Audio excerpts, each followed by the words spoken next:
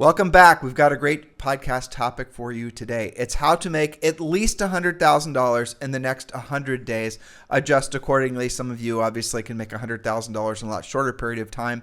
But the ideas that we're going to be sharing with you, the plan that we're going to be giving you over the next 4 days is going to be something that you can scale up or scaling down just depending on what your business plan calls for. But I want to start out by reading something to you guys, which is a basic law of physics. That's right. It is Newton's first law of motion, also known as the law of inertia, and it states that an object at rest stays at rest, and an object in motion stays in motion with the same speed and same direction unless acted upon by an unbalanced force. Now, why are we bringing that up, Tim? Well, the bottom line is more motion, more action leads to more motion, more action. And inaction leads to obviously a lot of, no action, no results. Right now, a lot of you are experiencing really, I think, an emotional quagmire. You're focused way too much on headlines, way too much on politics, way too much on the headlines from this and the headlines from that. You don't have enough. Essentially, you're not building momentum, and the lack of action and the lack of momentum is going to lead to a very bad, next 6 to 12 months and maybe even several years for you. Everything that you want in the future is dependent on the actions that you take today. And so if you find yourself, and I want you to be introspective about this, think about, be honest with yourself. If you don't like your present reality with regards to your finances, regards to your physicality, regards to whatever, that's a direct reflection of the decisions that you made and the actions, or frankly, the lack of actions that you took maybe yesterday, 6 months ago, or maybe even 12 months ago, etc. You guys get the point? So the reality that you're living in now is a direct reflection of the decisions that you made in the past. So what we want you to do is realize that regardless of what's going on in the world, regardless of what's going on in all these, the headlines and all the drama that's all seems to be circulating everywhere you turn, you don't have to participate in any of it. You can block all of it out, and you can decide to make this the start of what will be the beginning of a very long-term, ever-increasing, wonderful results for you and your family, financially, physically, mentally, emotionally, spiritually, educationally. You don't actually have to participate. I'm going to share with you guys a story. Julie and I were at an auction, and this was a while ago. And Jesse James, you guys remember Jesse James, the guy who was married to, who was he married to? Sandra Bullock, I think. Sandra Bullock. He was selling off a vintage bicycle collection that he had. This was in Long Beach. And he had this bicycle that I wasn't really much of a collector, and Julie wasn't either, but we went with a friend because we thought it'd be interesting. And so, as a side story, he was clearing out of Long Beach. He had just broken up with Sandra Bullock, and he was moving to Austin. So he had a ton of stuff that he was selling. So we went up to a shop that it was in Long Beach, and we, bid on this bike, and we ended up winning it. Now, why did we buy this bike when we weren't bicycle collectors? Because this bike in particular was made during the height of the Great Depression. And it was this bike, and it was restored, yes, but in its original condition, or rather its original design, showed that this thing was an insanely complicated, expensive bike to have purchased. It was an Elgin. I think it was a Blackbird or something like that. I think you're right. It was really pretty too. Yeah, it's crazy. The details on this thing are nuts, and we keep it at our cabin in Murphy. So it was made in, I think it was 1929 or 19 something like that. I don't remember. But the gist of it is even like if you'd seen all the extra detail, it was a little boy's bike. So it had this little toolbox that was built into it. It was this beautiful light that was beautiful. The whole thing was not something that you would ever have guessed that would have been made during what would have been historically one of the worst financial times in the history of America. And yet here it was, this beautiful bike that some, family bought for their little son during what would have been, again, some of the worst days financially in the history of America. And that really, meant something to me. And we bought this during 2007 and 2008 when, the housing crisis was going on. So here is the housing crisis going on. Everyone's talking about the sky is falling. And here's a little message from the past saying that, yes, even though maybe this, the worst times in many families' lives were indeed happening during the Great Depression, there were still people that were able to really spoil their children with these amazing toys. And this amazing bike was, I think, essentially a little message from the past, letting Julie and I know that we don't have to participate in what at that time was, the great housing collapse and in the Great Depression when the bike was made. You guys get it? So that was a little message from the past to us, saying that even though it seems like the sky is falling, there are still people out there that were still able to make the most of whatever was going on during that time. Maybe the guy that bought that or the family that bought that for the little boy, maybe he was a doctor, maybe he was a real estate agent. Maybe he was something, he obviously was able to produce a product or a service that other people were willing to pay for during the worst times in historically, financial times of America. You guys getting what I'm getting at here? We're in probably going to be this long sort of strange, bifurcated time where people are trying to figure out, is the sky falling, or are we just in this transitory time where we're going to be discovering this new level of, humanity through the advent of AI and all the amazing things that AI does with healthcare and all this other stuff. Julie and I are of the mindset that we are essentially all crossing this bridge together. And the other side of this is going to be new realms of human existence, which will make today's best situations and best ways of living, I think, pale in comparison. Very well said. And whoever that dad was who bought that bike for his son certainly shared your belief that the future will be better than the present. That's right. And that's what we need you guys to understand as well. And the best way for you to unplug is to literally unplug. Go media free. Clear your mind from all the negative inputs that are surrounding all of us. And really realize that your tomorrow, can be so much better than your today. It's all dependent on the momentum you build. It's all dependent on the actions that you take. So if you don't like your present reality, kind of drawing a circle around this, it's because of the decisions you made in the past. So I have a suggestion for all of you. Start making different decisions today. And that's what the theme of the podcast for the next few days are all going to be about. Exactly. And maybe put a poster of Newton in your office to remind yourself that a body, that would be you, in motion tends to want to stay in motion. All right, so it is time to launch yourself into success in this quarter, with the next 100 days being the most successful you've ever experienced. With rates decreasing and inventory increasing, you're poised to roar for the rest of 24. And don't wait until the calendar flips to get into action. Don't say, well, next year I'll try better. I'll do it next year. Let's just wait and, the next 6 months. No, we're going to show you how on this podcast series, starting with today, part 1, which is going over some specific rules for you to follow, for you to implement to be successful, earning at least $100,000 in the next 100 days. Now, why did we choose that amount? Well, the average sale price in the United States is currently $412,000, which makes the average commission about $12,000. And let's take off 20% of expenses, and that'll get us to about $9,600 net per deal. So you need about 10 deals to make $100,000 in 100 days. Now, everyone listening to this podcast can 100% accomplish that goal, assuming that they follow the plan. Now, note to self, Tim gave you a prequel to this earlier. If your average sale price is not $412,000, but closer to $1 million, well, then you only need 5 deals. Go you to make $100,000 in the next 100 days. Adjust accordingly. Maybe following this plan will get you an additional $100,000. Maybe you're already 100% on track, and you're going to implement the things that we talk about to do it easier, faster, and better. So if we were coaching, I'll tell you right now, the first thing we'd do, if you were a new coaching client, we'd go through all your leads, and we would make you prove to us that your leads were actual leads opposed to just names in a database, right? So if it were a seller, we want you to tell us the seller's motivation. Do they have to sell or do they want to sell? What do they think the price is worth? This would be an active listing, or this would be a listing lead that you were chasing. We'd go through all your leads with a fine-tooth comb, and we would help you figure out which ones are the ones that are most likely to transact with you. And I'll tell you what happens all the time. When you have this conversation with an agent, they might I have 30, 40, 50, 100 leads, or they have a big CRM with, more than that. Well, you go through all of it, and then you put, you figure out, okay, this is, maybe I have 15 leads. All right. So the 15 leads you have, real leads that you were really putting a lot of effort in, how many of them are sellers? Okay. It's going to be half. All right. How many of those sellers have to sell? Well, go you. It's actually 7 or 8 of those sellers actually have to list. And then what we do is we drill down, we'd find the actual, motivation. This one's got to buy a house. They want to resell, but these, guess what? 6 are willing to build. Well, now you're going to go focus on the builders. But the point is some of you, many of you, might already actually have enough leads, if you really took the time to pre-qualify all of them, to meet or exceed your particular financial goals for the rest of the year.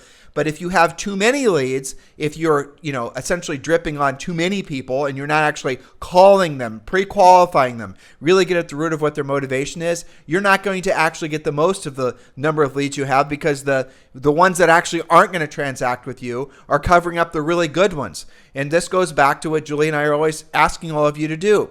the most successful agents we've ever coached personally have the fewest number of leads, because in order for a lead to be considered a lead by these most successful agents, that lead has to truly be qualified for that agent to give them their attention. Well, that's exactly right. And when I'm talking to my private coaching clients, one of the things that we do at the top of every call when we're doing on track, ahead, or behind is we look at their leads. Describe that. Okay, so when we start a call, we're looking at we are comparing where are you at on track, ahead, or behind versus what your goal is. So let's say that your goal was to make $500,000 this year. We're coming up on the half of the year, adjust accordingly, depending on when you're listening to the podcast, of course. You should be about 250. Well, you've got to drill down even further.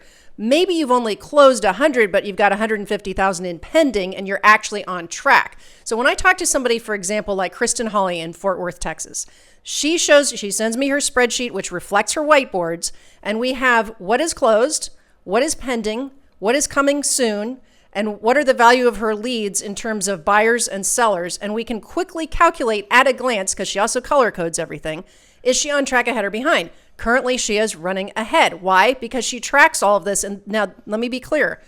These are leads. These are indeed embedded in her list of contacts in her database. That's true. But she's not looking at everybody in one big bucket and calling all of her contacts leads. You see the difference? These are people where if I call her at 3 o'clock in the morning and say, Kristen, what's the deal with so-and-so that lives on 123 Texas Street? She'll say, here's why they're moving. Here's their motivation. Here's their time frame. Are they a buyer or a seller or both? When is my next meeting? Because we track next actions. And she can tell you down to a penny if she's on track, ahead, or behind. Well, also, like if you, for example, have some of our coaching clients and our listeners have a lot of listings, but if you might have a lot of lot listings, or you might have a lot of, vacation homes and things that, let's be honest, are going to be harder to sell in a higher interest rate environment. So what we'll do is we'll go through all of your listings and we'll make you, again, prove to yourself and to your coach that is indeed going to be a viable seller. Exactly. Okay. So for example, I'm glad that you said that, because that's one thing that Kristen and I are doing actually practically right now. She has 3 listings for me to take a look at. These are the ones that have been a little bit more frustrating to sell. We're going to do a deep dive. Are they competing against new construction? Do the sellers actually have to sell? And what we're doing is, if you've got to have 10 actives at all times, but 3 of them are a little iffy, maybe the sellers don't really care if they sell or not. They don't count. Okay, we spin those off into a different whiteboard, into a different spreadsheet. We're not breaking up with them. We're still giving them all of the time and attention that they deserve. However, they're no longer counting in the 10 that she's got to have at all times. So you and I, of course, did this when we sold real estate. And Julie and I would typically have to have, when we increased our sale price, we had to have fewer listings. But let's just say on average, we had to have about 15 to 20 listings. For us to meet or exceed our financial goals. We had big financial goals. And what we would do, and it was painful to go through it, is we'd have to put a star by the one you knew you could actually sell. And sometimes if you'd have like 20 listings, but only 10 of them would have stars by them, then you'd have to look at the ones that don't have stars by them. And you'd have to ask yourself why the hell you took it in the first place, Yes, what's really going on with those listings? And here's the other thing you discover. Some of the ones with no stars by them, in other words, they actually aren't, they're overpriced. The seller isn't that motivated. It also turns out that seller is a big time suck. That one who you basically shouldn't have taken in the first place, because let's say it's a vacant lot in a subdivision that nobody wants to ever buy in, and the lot's really expensive and they won't lower the price, whatever. That's the same seller that's constantly bothering you, that's going to take all of your time and energy away from A, looking for more really great sellers, or B, giving the attention to the existing sellers that will actually transact. You guys get it? This is the whole point of coaching, but these are the conversations you need to have if you really want to build momentum, because that time suck seller is actually, or buyer, by the way, they're going to make it so that the other sellers, who are the great sellers, might get frustrated with you and fire you. And now that actual time suck seller is adversely affecting your momentum. Not that ever happens, right? So yes, proof that we actually did sell real estate for a living. Yes, and there almost always is that correlation between the time suck and the less motivated, and that ratio of probably also being overpriced. So it's all about knowing your client and knowing the situation. Julie just said something kind of funny inadvertently, and it is true. The sellers that are the most motivated, generally speaking, take the least amount of your time, because you don't have to spend a lot of time trying to, coerce them into doing the right thing to get their damn house sold. Because they're motivated. The ones that are the least motivated take the most amount of time almost always, because frankly, they don't want to listen to what you say, and they want to, argue with you and challenge you on everything. You need to, Mr. Seller, it actually is not okay that you have an army of raccoons living in your attic. I know you've named them all, and they're all really cute, and they like to come down, clean off your dishes at night that you left in the sink. But and guess what? We had a seller exactly like this. You're going to say that. I'm not making that up. We honestly had a seller like this. I don't want to, give too much detail, but the gist of it was, is she had a dog door, and this dog door would attract raccoons every night. She started leaving food out, and the raccoons would come in. Guess what? And eat it every night. And I tried to explain to her after she told us this, after we took the listing, that probably would adversely affect our ability to sell the house. And did she listen to us right away? No, but she eventually did as her motivation increased. Exactly. We could go on about that listing. I can almost tell you the address. Okay. Yep. So yes, it comes down to knowing the situation. Now, once you have followed this plan, remember, circling back to at least 100,000 in your next 100 days. It is worth noting that was an expensive house. Yes, it was. I remember doing an open house since you opened that can of worms or that dog door. I remember doing an open house, that raccoon door. And I was at the dining room table looking something up, and her outside cat, had drug in a blue jay and was murdering it underneath the dining room table. During an open house. During an open house. It was horrible. But if you recall, we spun that into, maybe it's time to replace the shag carpets, not just because they're shag carpets and had really nice hardwood floors under, but now they're stained in bird blood, and they're wondering if we actually sold that house. Yes, we did. Yes, we did. And that was an expensive house. That was in the neighborhood. That was probably, actually at the time, I think it was one of the most expensive listings. Yes. It was an old beach wall. Those of you guys are in Central Ohio that are listening to us right now. Big brick colonial with a nice porch on the back. And it was on West Beachwold, wasn't it? Yes, it was. Yes, it was. That's right.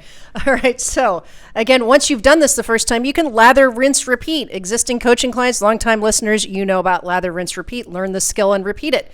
There will be absolutely an influx of people buying or selling real estate in the next 100 days. We know this based on increasing mortgage applications, as well as increasing inventory to sell or for sale. I automatically think for you to sell. The only question is whether you will be the one to list and or sell the next homes in your market. So decide now. You can decide while you're listening to this podcast series, when will you start your 100-day sales streak? Chart it on your calendar. Count work days versus non-work days. It doesn't have to be 100 consecutive days, but it does need to be 100 work days. You'll break down now and then, and you may need some other plans ready on your calendar, so adjust accordingly with your days. All right, so what did she mean by that? This, by the way, this drill down is all available in the Real Estate Treasure Map, which you get for free when you join Premier Coaching. And again, when you're joining Premier Coaching, make sure you go directly, and it's right in the first section. Go and download the Real Estate Treasure Map. It is a fill-in-the-blank business and life plan. It's what, frankly, a lot of you have been searching for, because honestly, when you guys are completing the treasure map, it's going to be a lot of work for some of you, because the design of the treasure map is intentional in that we want you to actually get in to know your numbers. We want you to actually do the math. We want you to know your sell price, your average commission. We want you to know your net versus the gross. And I'll scale up on the treasure map idea. You guys should be using, I think it's called Monarch Financial. Isn't that what it's called, Julie? Yes. Monarch Money. Monarch Money. I just looked. Use Monarch Money and take your treasure map numbers after you've done your homework and plug it into Monarch Money. It's really a really phenomenal financial organization app, monarchmoney.com. But in any event, get the treasure map done. And that's going to tell you your real estate magic number. That's going to tell you everything that you need to know about your personal and your professional expenses. That's going to make some of you feel such an enormous, unbelievable sense of relief and sense of control, because a lot of what we feel as far as the frustration and the fear is because we don't have the information. Our subconscious mind is trying to solve problems where we know we need to solve the problem, but we don't really know what the problem is to solve. When you do your real estate treasure map, when you actually know your numbers and you have them right in front of you, here's what you're going to discover. 99% of you, this is what you're going to discover. You need 5 listings at all times. That's it. That's going to be your real estate treasure map results. That's going to be your business plan. And when you have 5 listings at all times, you're going to sell an average of 1 to 2 homes per month. maybe more, and that's just listings, but you might sell 3 homes per month. Adjust accordingly depending on your sale price. That is going to give you an enormous sense of relief. So you get the treasure map for free. And one of the other things that's part of the treasure map, which got me thinking about this, was when you are creating your next 100-day plan, you want to get a big calendar. It's okay if you use a digital one, but we are always advocates of putting things up on walls, a dry erase board or whatever. And then mark on the calendar the days you're going to be working and the days you're not going to be working. The days you're going to be working, put a big green dollar sign. And the days you're not going to be working, whatever. And then you are going to look at your calendar. You're going to know the days you're going to be working. On the days you're going to be working, you're going to have a minimum standards of what you should be doing every single day. And that's what we're going to be talking about over the next 4 days. And it's also lined out in the Real Estate Treasure Map, which you get for free. Just go to premiercoaching.com or scroll down below and click the link below. And yes, that does include a daily semi-private coaching call. So if you want to build true momentum, obviously follow this plan that we're giving you and then join Premier Coaching. It doesn't cost you anything for the first 30 days. So take full advantage of that right away, premiercoaching.com. All right, so the 4 rules to commit to before you accept the $100,000 in 100 days challenge. So we're ramping them up nicely so they have a moment to digest the rules. And then we're going to get into exactly what to do over the next 3 days. So the rules to follow are pretty simple. A, you will have to actively contact both people you already know as well as those you don't know. People you know are past clients, people in your sphere of influence, and agent referrals. By and large, that's known as your database. Should we tell them this now so they don't have to figure it out on day 4? What's that? We're actually asking you to pick up the phone and having real conversations. So when we say contact, you can initiate the conversation digitally, text or whatever, WhatsApp, whatever, but we want you to pick up the phone and have a phone call. The phone call is going to make all the difference. It is 100,000% more effective and powerful than anything you can do digitally. Julie and I and you, all of you, get texts from people. What text allows you to do is ignore the text for a long period of time, right? I mean, that's the essential, the standards of operation for texting and anything digital is not, there's no urgency with it. Whereas if you're picking up the phone and you're having a conversation with somebody, you're going to get more results quicker. You're going to have more obviously effective levels of communication. You will build momentum quicker. You will make more money. And your skills will increase too because you'll be practicing with real people. So take your pulse. Are you willing to speak with both people that you already know as well as some people you don't already know? Are you willing to do both in order to earn your at least 100,000 in 100 work days? I bet you are. So let's move on to B. You should know where your business came from last year and last quarter and keep doing what has worked. Get rid of what's not working. Commit to doing more of what has worked. So for example, let's say you had 5 transactions from repeat clients last year, but you didn't actually have a system to speak with your database regularly.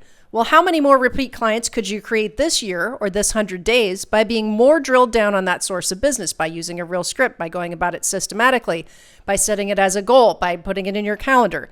It's not nothing, right? All right, point number C, or rule number C, you must be willing to do what you don't want to do when you don't want to do it at the highest level. If you keep doing what you're doing, you'll keep getting what you're getting. Now, for some of you, that's awesome. But if you want more and faster, you've got to go to the next level financially. Well, you've got to go to the next level with your skills, your discipline, and your consistency. That's usually when people sign up for coaching. And D, last but not least, you must ask for help when you need it. Don't waste time reinventing the wheel, sampling, trying things out, taking surveys on Facebook. Get help from our Harris certified coaches who all, by the way, sell real estate for a living, and join Premier Coaching so you can have the daily support that you're craving in this business. They are here for you. Don't do it alone. And by the way, all of our coaches have actually followed this plan. Oh, of course. They absolutely have. I mean, that's a great way for us to start this 4-day series.